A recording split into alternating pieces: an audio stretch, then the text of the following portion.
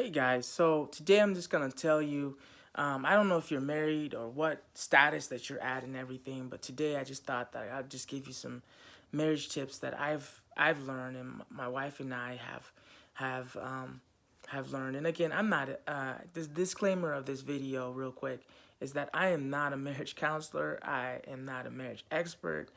I've been married for almost seven, you know, 6, 7, 8 years, that type of thing. You're like, man, you should know how many years that you've been married. But the reason is I've been with my wife for so long that it just feels like we dated for 2 years and we've been together since 2016. So it's 2022 as of this video. But so you do the math and everything. But we've been together. I married her in 2016, but we've been together since November 5th. Of 2014. So we've been together for a while, and so I just feel like I only count the years. I don't count the months and things like that. So, but anyway, I'm not a marriage expert, but these are the top three things that I want to give to you that I think that have really strengthened our marriage, and I want to give these to you because I feel like maybe you're a single person and you're like, well, marriage doesn't really apply to me right now. Maybe you don't really plan on getting married. I still feel like marriage is I would say, the pinnacle of relationships. And I still feel like there's a lot of value in learning about the pinnacle of the relationships, which is marriage. And I think even if you're in just a boyfriend and girlfriend type of relationship, you still can learn a lot from marriage and understanding the concept of marriage. Marriages aren't perfect, and there's a lot of people, a lot of our friends getting divorced. Honestly, my wife and I, we've had our tough battles too in our marriages, and marriage is not an aspect of perfection. It's a lot of work. It's a constant need to improve and become better and better. I'm no means an expert on it, but these are my top three tips. Number one, communication. So what I mean by communication is that you've got to learn how your partner communicates really well. So for me, I've learned when two people are trying to make a marriage learn, you gotta realize that your significant other was raised differently than you, and so you can't just assume the way that you communicate with them is the correct way to communicate. The way that I communicate with my wife is that I love, like, when we have issues and conflict. I like to just sit down and talk about it, and then let's just build a bridge and get over it. Hers, she doesn't like to talk about it, and I think for her, it's being confronted with it is a problem. And so for her, she's not gonna sit down. She's not the type of person that likes to sit down and just let's spend time talking about this and that. It's not. So I had to quickly figure out an approach, and some approaches that I used was not very good. Number one, I would try to, literally try to just say, hey, you've got to, like, just saying, like, you've got to listen to me, da da da da, and give her 100 reasons why she needs to listen. That doesn't work. You could try to, this doesn't work, but you try to confine her and just say, hey, just hold on. I'm not going to let you leave the room. So and that's not good. No, no, nobody, you cannot do that, okay? You cannot force somebody to stay in a room that they don't want to be in. That's terrible. So don't do that. Um, that's um, that's a big no-no. The second thing you could try is if you're more of a talker, is you just kind of wait around until they feel like talking about it. But the main problem with that I found was that my wife was just never the type of person that just wants to just talk about things. And it could be weeks, and she just thinks the problem has gone away. She's moved on. Why haven't I? And that kind of stuff. So that brought conflict. So it's like, okay, if I communicate by just talking things out and she doesn't communicate that way, so how do we then solve conflict that may be? And one of the things is that an issue that's so big for me may be just a small things, and something that's super small for her is a big thing for me. So I had to quickly learn that my methods, and the reason I got a lot of these is that as when I was growing up, if there was conflict and things that like come up, my mom would always like literally make me. And at that time, that's why I got my bad habit of like when you're two an adult, you can't have another adult just sit down if they don't want to sit down and talk with you about it. You can't force them to. So, you're both are adults, and you can't. So, you're gonna have to figure out a different route. And so, I would try to say, hey, let's schedule in time. That didn't work. I would say like I tried a bunch of stuff, and I really realized at the bottom of it, what I was trying to do is I was trying to change her, into the person like I wanted her to change, the way that I wanted her to. And I quickly had to realize that that doesn't work. You can't change somebody into the type of person that you want them to be. It just doesn't work like that. So I think how I do it, how we go through, if there's disagreements, I think it's about having a clear mind. And what I've learned that it's important to just realize how important is this? Is this something that like we have to talk about right now? If it's a dire issue, you know, my wife is gonna get the hint, and we're gonna discuss it, and we're gonna get through it, and we're going to work through it. If it's a dire issue, now I'm talking. I don't know what a dire issue might be. Maybe finances. You're about to, you know, obviously, quit your job or you're fired or something. Obviously, if it's a dire issue, she's gonna sit down and talk with me. But if it's just something like, hey, you know what? You left the toilet seat down. This is the 100th time that you have been. It's not worth it. Just go put the toilet seat down and be done. Things like that. I know that seems silly, but that is an argument that couples have. How they want a certain thing and the other doesn't want that. All this silly stuff. During COVID, you'd be surprised how much, in 2020 when we had COVID-19 and people had to kind of hang out together in the house all day, you'd be surprised how many silly, stupid arguments that arise. That's like so unimportant, but at that time, oh my gosh, it's so important. So that's the main thing I've learned that it's just picking your battle, I guess, and realizing that it's okay if she doesn't want to discuss it right now. That's okay, and I just move on. And I've gotten a lot of freedom out of that. I don't spend so much time stressing. I mean, I used to like write books to her of things that I feel like if you just tried this, if you would just do this, da da da, and it was just me like wanting her to change, and it just doesn't work like that. You're not gonna change the other person.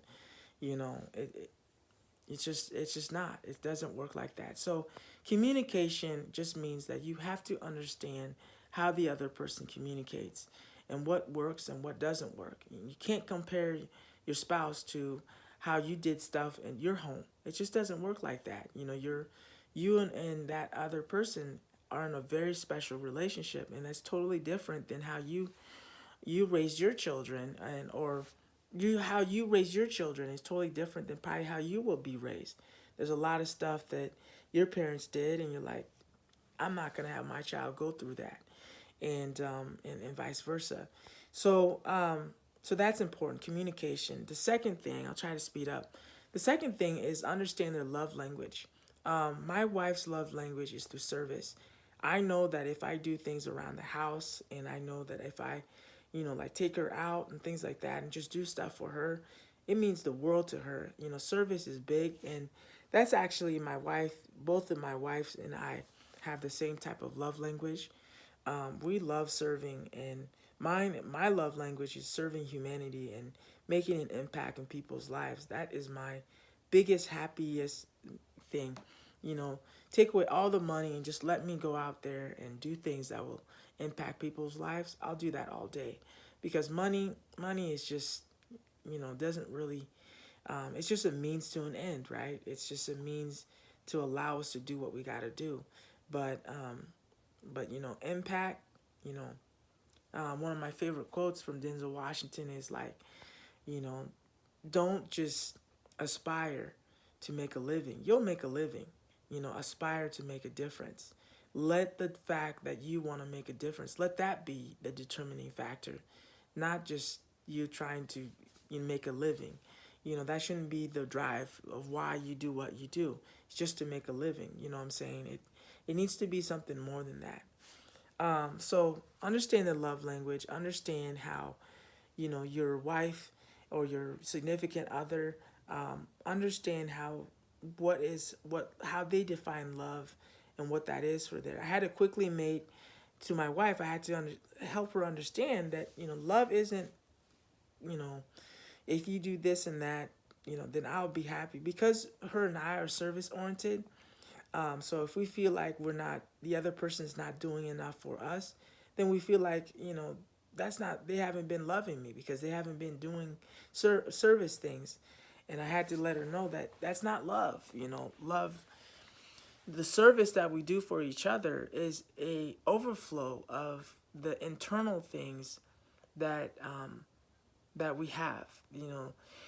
For example, I would just say it's a byproduct. Like serving other people is a byproduct of the love that you have for yourself. And if you don't have love for yourself, it's hard to have love for others. You can't give what you don't have, right? So if you don't have love, then you can't really give it. So that's why people take, because they're trying to fill that emptiness that they have inside of their hearts and everything.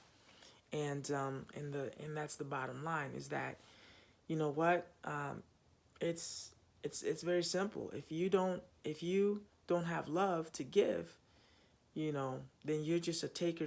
You'll want to just keep taking love, but you have to spend some time and develop yourself to the point where you can love yourself. So anyway, understand your significance others love language is super, super important. There's so many books and so many good materials about that. The importance of understanding, you know, the five love languages, for example, is a great understanding of that. I think there's a lot more than just five different ways of of understanding love and how people spread love and feel love, but at the same time, I feel like that's a great start for you. Um, and then the third way, so we've reviewing, so communication, understanding how the person communicates. Number two, understanding the love language, how they feel loved. And then I would say the third thing is conflict resolution. Figuring out. My wife and I don't have really much of a conflict resolution. We just kind of, dependent. For us, it's a hierarchy. I mean, I guess we do. It's a hierarchy of needs, because her and I are, entrepreneurs, and we're very, very busy people. We have a family, we have a daughter, but we have things that we're trying to do. So arguments and bickering back and forth, it's just, you just don't have time for that stuff when you're busy needing to, honestly, needing to get things done. You don't have time to just bicker. So for us, our conflict resolution is more of like the hierarchy. Like, is this dire? If it's dire, yes, we'll sit down and kind of come up with a solution. But if it's not dire, most of the time we can set it off to the side and things will kind of solve themselves.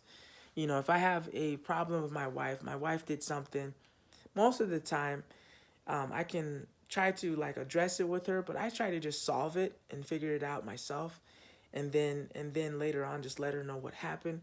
The more that I just get her involved, there's again more chance to have more conflict about it.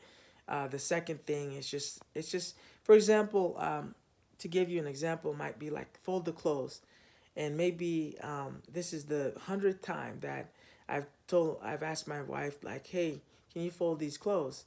And let's say she hasn't done it. Well, I can keep confronting her about it, right? Confrontation and yada yada, or I can just pick up the basket and just fold it myself. So hence you can't see it, but I just folded the clothes just to give you an example. But the idea here is to kind of show you the importance of um, just do it, just get it done, just try to alleviate conflict as much as possible in the relationship. Try to just take care of things, try to be considerate, try to just think ahead. And if you know that like this type of confrontation or this type of conversation is gonna cause her to be upset, maybe just don't have the conversation. Try to just let your actions speak louder than words, and just, for example, if it's a toilet seat thing, and again, I'm just using these are common things, but if it's a toilet seat thing, why not just like honestly, why not just take the time to, um, man, why not just take the time to just put down the toilet seat yourself, and just try to solve it, and don't bring her in, don't get on her nerve. Plus, understand her mood, understand where she's at, understand. Try to be more understanding. I guess what I'm saying here for the third tip is try to be more understanding. Um, Conflict resolution for me is trying to avoid as much conflict as possible in the relationship. We spend so much time arguing and feeling like we have to be right when it doesn't really matter. There's no prize for being right, especially when it's tearing up the relationship. Yeah, you're right, but then you and her aren't on the same page. You guys are arguing all the time and bickering, all because you want to be right. It's like, forget it, man. It's not even worth it. It's not worth being right when you guys aren't on the same page. So, the reason I just say all this is just it's important to have good communication. It's important to make sure that you understand her love language. And three, avoid conflict and try to just work things out. Be considerate, be kind, be selfless. And again, these are easier said than done, but just look around. And if there's things that you know that would cause an issue, try to see if you can resolve it and you take care of it. If she didn't do something that she was supposed to, you do it. And then, later on when we're not so busy running around in the house, and you can say, hey, baby, I noticed that, you didn't do this. And, I want to let you know that I took care of it, but I just really appreciate it next time if you would do it. And just reminding her. And maybe next time she doesn't do it again for her, and then, you know, when you guys are in a good mood, hey baby, I hate to sound like a broken record, but next time, I think one scenario was the fact that, my wife works from home, so there's a couch or whatever. And again, these can seem like there's just, trial things, but man, these are big things. They can become big arguments. But the couch or whatever, I had asked her to, we have like one of those couches that turn into a bed. And so she sometimes uses that to take a nap, but I noticed that she just didn't put it back into a couch. And for me, I write songs and I do my music there. That's my music couch, right? Well, I can't have it in a bed all the time, but sometimes she forgets to put it back into a couch.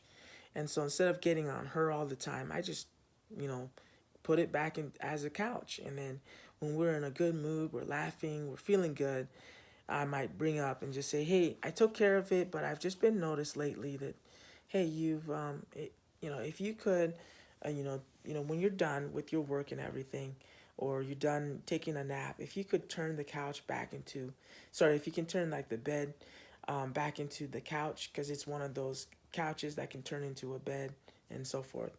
I would really appreciate it. And if you remind her a couple of times and you're going about it in such a nice way, genuine way, you're not being confrontational, all that stuff, she's going to remember. When you do things with such kindness and in a heart of service, people remember that, and you're genuine about it. People remember that. But when you confront people and you're angry and you are, accusing people of this and that, it never turns out very well. That is, main cause um, you know, for people getting very upset and blowing things way out of proportion simply because we're not handling ourselves very well. So anyway, sorry that this video was super, super long, but the three ways to have a successful relationship. Number one, learn to communicate really well. Not how you communicate, how the other person communicates, right? And how you need to communicate with them in a way that they're going to get what you're trying to say. That leads into the second one, understand your love language. Okay, understand how this person feels love. Because if you're doing things that doesn't make them feel love, then that relationship isn't going to go anywhere. And the second thing, that it's important is so that you can make sure that you are fulfilling them, and that they do feel like they matter, and this relationship brings them value. And then the last thing is conflict resolution. Resolve conflict by not causing the conflict, and by resolve the conflict by through avoidance. And what I mean is, by if there's anything that you could do, pick your battle. And if there's anything that you can do to avoid the conflict, meaning that by picking whatever up in the floor, that avoids the conflict. Or by going ahead and just trying to do it on your own, and then later on kind of getting the spouse or your significant other involved with it. Try to do everything you can to take care of things ahead of time, so that less and less conflict. A little bit of disagreement is okay in a relationship, but a lot of arguing and constant fighting and not able to just do basic things together is not very healthy. And again, I'm no expert. My wife and I, we struggle with that type of thing of just being able to do things together and not feel like it's a hassle trying to do things together as a couple, as a family. So the only way to do that, is just to. I'll give you an example real quick. Sorry, this is running really late, but an example would be like, it always takes my wife so long to get ready.